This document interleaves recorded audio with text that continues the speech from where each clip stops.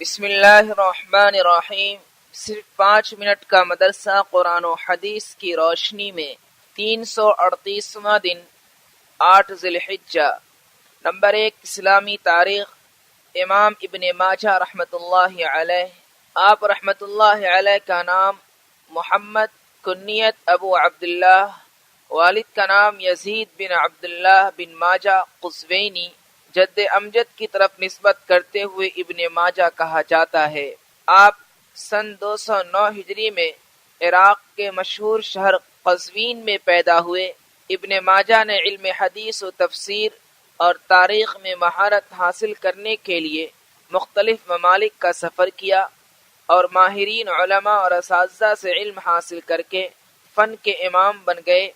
انہوں نے حدیث و تفسیر اور تاریخ میں بہت سی مفید کتابیں لکھی ہیں، مگر ان میں سب سے زیادہ مشہور کتاب سنن ابن ماجہ ہے، جو صحاح ستہ یعنی حدیث کی 6 مشہور کتابوں میں سے ایک ہے، جس میں 4000 حدیثوں کو بیان کیا گیا ہے۔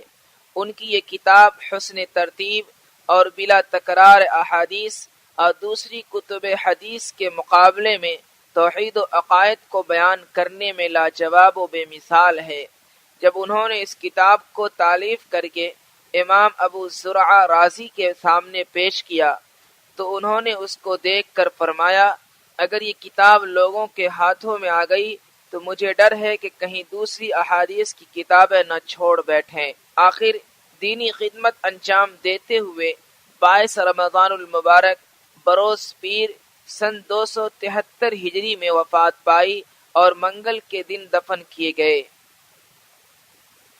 نمبر 2، حضور صلی اللہ علیہ وسلم کا معجزہ، تھوڑے سے چھہاروں میں برکت۔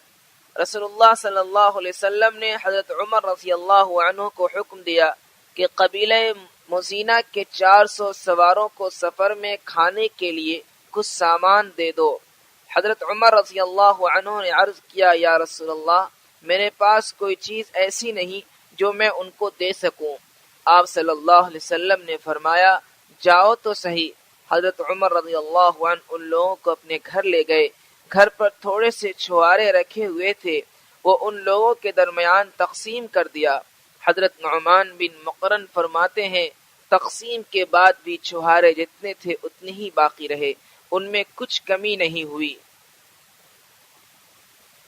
نمبر 3، ایک فرض کے بارے میں تکبیرات تشریق۔ 9 ذی الحجہ کی فجر کی نماز سے 13 ذی الحجہ کی عصر تک ہر فرض نماز کے بعد ہر مسلمان مرد و عورت پر تکبیر تشریق کہنا ضروری ہے۔ اللہ اکبر، اللہ اکبر، لا الہ الا اللہ، واللہ اکبر، اللہ اکبر، وللہ الحمد۔ نمبر 4، ایک سنت کے بارے میں خیر و بھلائی کی دعا۔ رسول اللہ صلی اللہ علیہ وسلم یہ دعا فرماتے تھے، اللہم انی اسألک من کل خیر خزائنہ بیدک۔ ترجمہ، اے اللہ، میں تجھ سے ان تمام بھلائیوں کا سوال کرتا ہوں جن کے خزانے تیرے قبضے میں ہیں۔ نمبر 5، ایک اہم عمل کی فضیلت، نماز میں قرآن کریم کی تلاوت کرنا۔ رسول اللہ صلی اللہ علیہ وسلم نے فرمایا، نماز میں قرآن شریف کی تلاوت نماز سے باہر کی تلاوت سے بہتر ہے، اور نماز سے باہر کی تلاوت قرآن سبحان اللہ اور اللہ اکبر کی تسبیح پڑھنے سے افضل ہے۔ سبحان اللہ اور اللہ اکبر کی تسبیح صدقہ سے افضل ہے، اور صدقہ روزے سے افضل ہے، اور روزہ جہنم سے بچنے کی ڈھال ہے۔ نمبر 6، ایک گناہ کے بارے میں ذلیل ترین لوگ۔ قرآن میں اللہ تعالیٰ فرماتا ہے، جو لوگ اللہ اور اس کے رسول کی مخالفت کرتے ہیں تو یہی لوگ اللہ کے نزدیک بڑے ذلیل لوگوں میں داخل ہیں۔ نمبر 7، دنیا کے بارے میں دنیاوی زندگی پر خوش نہ ہونا۔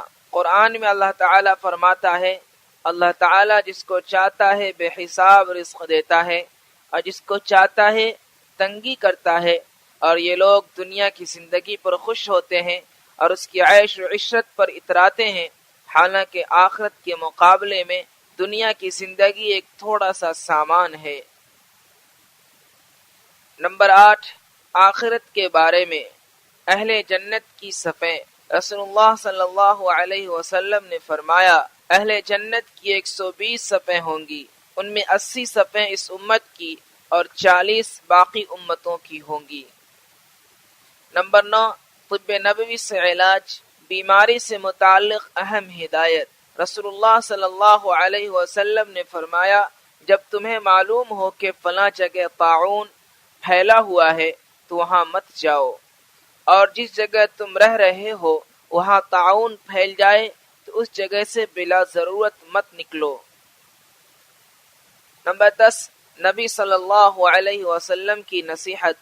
رسول اللہ صلی اللہ علیہ وسلم نے فرمایا ایک دوسرے سے حسد نہ کرو، خرید و فروخت میں دھوکہ دینے کے لیے بولی میں اضافہ نہ کرو، یعنی بڑھا چڑھا کر نہ بولو، ایک دوسرے سے دشمنی نہ رکھو، ایک دوسرے سے منہ نہ پھیرو، اور تم میں سے کوئی دوسرے کے سودے پر سودا نہ کرے۔